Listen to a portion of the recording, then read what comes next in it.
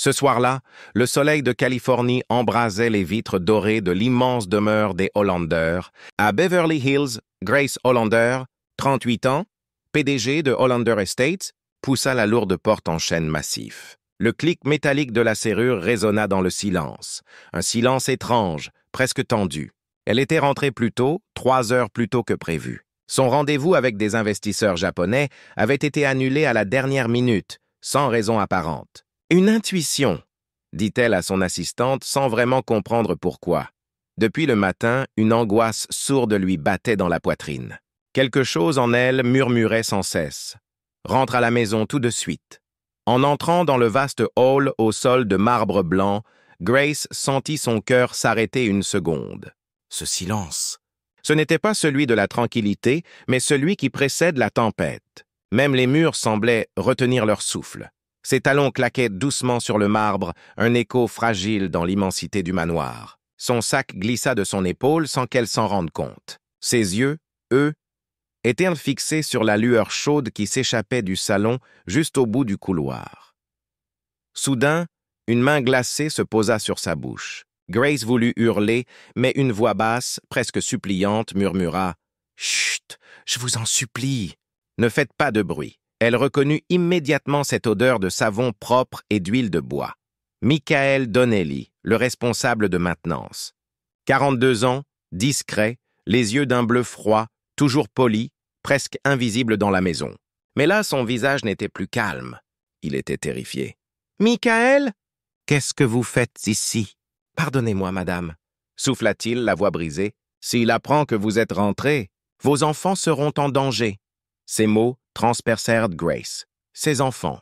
Emma, 12 ans. Oliver, 9. Sophie, 6. « Où sont-ils » demanda-t-elle, le souffle court. « Où sont mes enfants » Michael pointa du doigt le salon.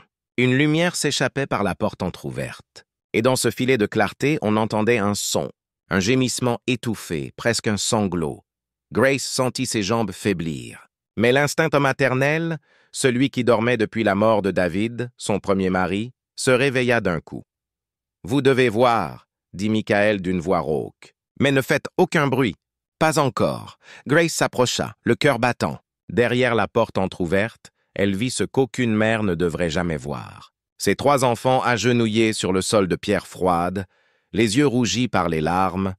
Emma tremblait, les genoux meurtris. Oliver se mordait la lèvre pour ne pas pleurer. Sophie, la petite, serrait son ours en peluche contre elle, les yeux écarquillés de peur. Et devant eux, Patrick Ellis. Costume impeccable, verre de whisky à la main, le sourire cruel. « Que vous ai-je dit à propos du désordre dans cette pièce » lança-t-il d'une voix glaciale. « Je suis désolé. Je vais ranger, » sanglota Emma. « Désolé? Tu crois que ça suffit?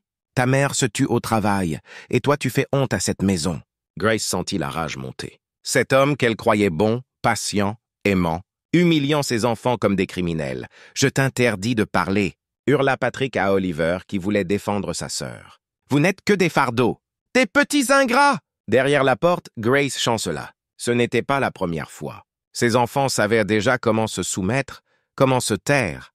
Elle murmura, brisée, « Depuis combien de temps ?» Michael baissa la tête. « Depuis presque 1 an, madame. » Depuis le 2e mois après son arrivée, le monde s'effondra autour d'elle. Pendant 1 an, ses enfants avaient vécu l'enfer. Et elle, la mère, n'avait rien vu. « Je veux le tuer, » murmura-t-elle. « Non, » arrêta Michael en la retenant doucement. « Vous aurez votre vengeance, mais intelligemment. Je filme depuis 1 semaine. J'ai tout enregistré. » Grace le fixa, les larmes aux yeux. Pour la première fois depuis longtemps, elle sentit une étincelle d'espoir. Mais avant la confrontation, une histoire devait être racontée. Comment ces 2 âmes brisées, Grace et Michael, s'étaient croisées. Et comment le monstre Patrick avait réussi à s'immiscer dans leur vie. 3 ans plus tôt, Grace Hollander n'était pas cette femme brisée que nous voyons aujourd'hui. À l'époque, elle incarnait la réussite absolue. PDG d'un empire immobilier californien, élégante, admirée, enviée. Et surtout, elle avait David, son mari, son rock, son amour de toujours. Architecte talentueux, doux, passionné, il avait dessiné chaque recoin de leur maison de Beverly Hills Cette même maison qui deviendrait plus tard le théâtre du cauchemar. Chaque matin, David déposait un baiser sur son front avant de dire « Tu sais, Grace, je suis l'homme le plus chanceux du monde. » Et elle riait. Pas pour le contredire, mais parce qu'elle savait que c'était vrai. Leur amour était simple, vrai, lumineux. 3 enfants étaient inscrits de ce bonheur. Emma, Oliver et la petite Sophie. Mais un matin d'octobre, tout s'effondra.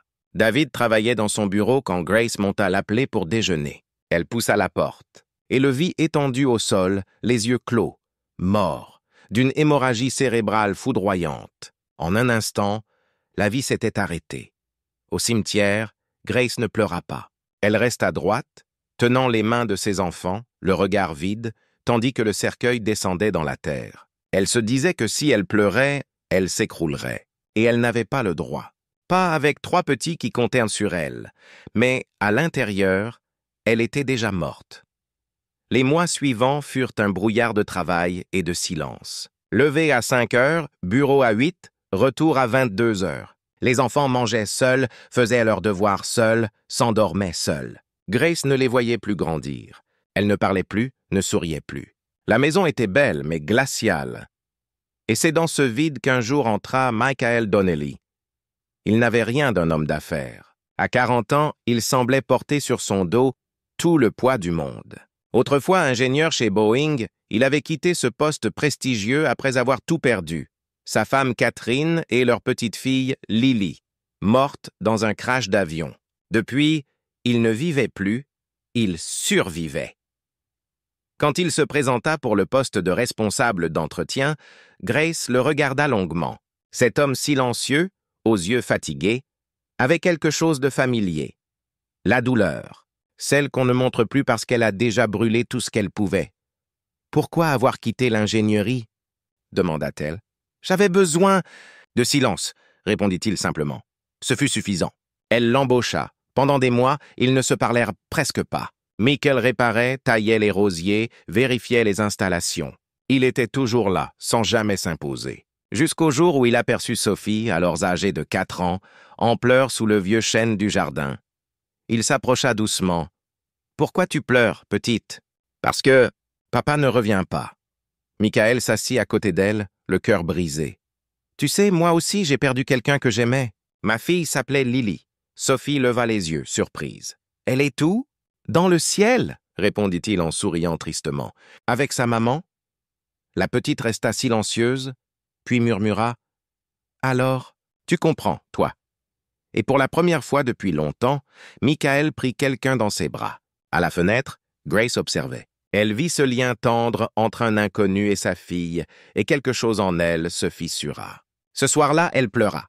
Pas de chagrin, mais de soulagement. Quelqu'un venait de tendre la main à ses enfants, là où elle en était incapable. Peu à peu, Michael devint plus qu'un employé. Il jouait au ballon avec Oliver, apprenait à Emma à réparer son vélo, racontait des histoires à Sophie. Il rendait à la maison un peu de cette chaleur disparue. Mais le destin, cruel, n'en avait pas fini, 1 an après la mort de David. Lors d'un gala de charité à Santa Monica, Grace rencontra Patrick Ellis. Séduisant, élégant, la voix rassurante, il semblait comprendre tout de suite ses blessures. Il avait perdu sa femme, disait-il. Il connaissait la solitude, la douleur. Grace, fatiguée d'être seule, se laissa approcher. Patrick fut parfait, attentif, drôle, patient. Il parlait aux enfants avec douceur, lui offrait des fleurs, préparait le café le matin, et petit à petit, il s'installa dans leur vie, comme un serpent qui se glisse entre les pierres. Il lui fit croire qu'il pouvait réparer ce que la mort avait brisé. Mais ce qu'elle ignorait, c'est que cet homme allait bientôt détruire tout ce qu'il touchait. Les mois passèrent, et au début, tout semblait parfait. Patrick Ellis jouait le rôle du mari idéal. Il préparait le petit déjeuner, accompagnait les enfants à l'école, embrassait Grace sur le front avant qu'elle parte au bureau. Mais très vite, les fissures apparurent. D'abord légères, presque invisibles. Puis, chaque jour un peu plus profonde, Patrick commença à donner des ordres d'une voix douce mais pleine d'autorité. « Emma, étudie plus sérieusement. Tu veux être inutile toute ta vie. Oliver, moins de jeu. Un garçon doit être fort, pas paresseux. Sophie, arrête de pleurer. Les faibles ne survivent pas dans ce monde. Grace, épuisée par le travail, voyait tout cela sans y prêter assez d'attention. Elle se disait que Patrick voulait simplement éduquer les enfants. Après tout, David avait aussi posé des règles. Mais Patrick, lui, ne posait pas de limites. Il les brisait. Un soir, alors qu'elle était à New York pour une réunion, Michael remarqua la voix glaciale de Patrick traverser le couloir. « À genoux !» hurla-t-il. « Vous croyez que tout vous est permis ?» Michael s'arrêta net. Derrière la porte, il entendit les sanglots d'Emma, les hoquets d'Oliver, le cri étouffé de Sophie. Ses poings se serrèrent. Ce n'était plus de la discipline. C'était de la cruauté. À cet instant, Michael sut qu'il devait agir.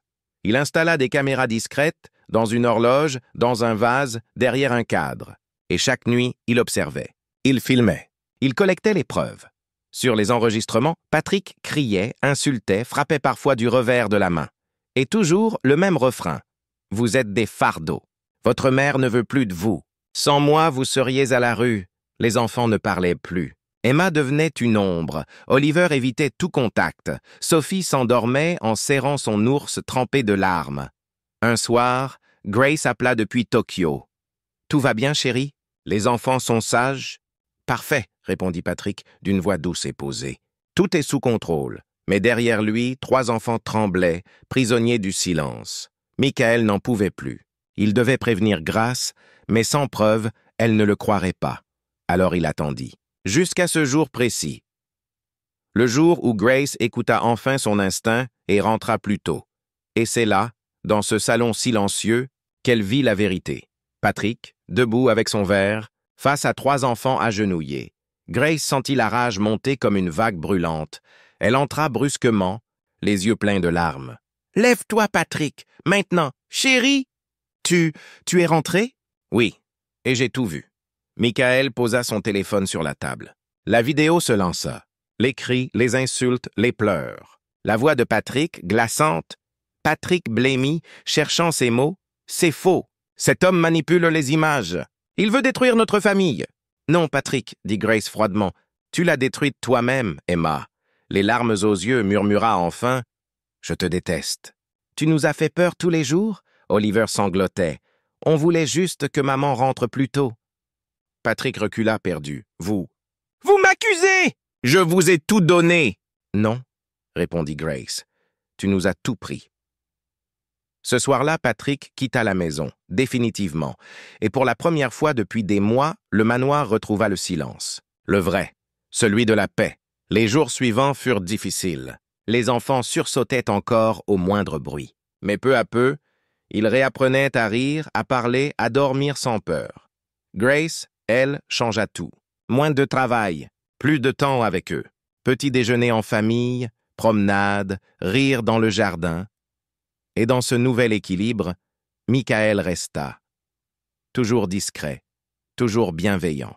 Il n'était plus seulement l'homme de l'ombre, mais une présence stable, douce, rassurante. Une nuit, alors qu'ils regardèrent les étoiles, Grace murmura « Tu as sauvé mes enfants, et peut-être aussi mon cœur. » Michael sourit. « Tu m'as sauvé aussi, Grace. Grâce à toi, j'ai retrouvé une famille. » Les deux se regardèrent en silence. Ce n'était pas un amour de cinéma, mais un amour vrai, celui de 2 âmes brisées qui apprennent à guérir ensemble. Et toi, si tu étais à la place de Grace, aurais-tu eu la force d'affronter la vérité? Dis-le-moi dans les commentaires et surtout, abonne-toi pour plus d'histoires vraies, pleines d'émotions, de courage et d'espoir. Parce que même dans la nuit la plus sombre, il y a toujours une lumière.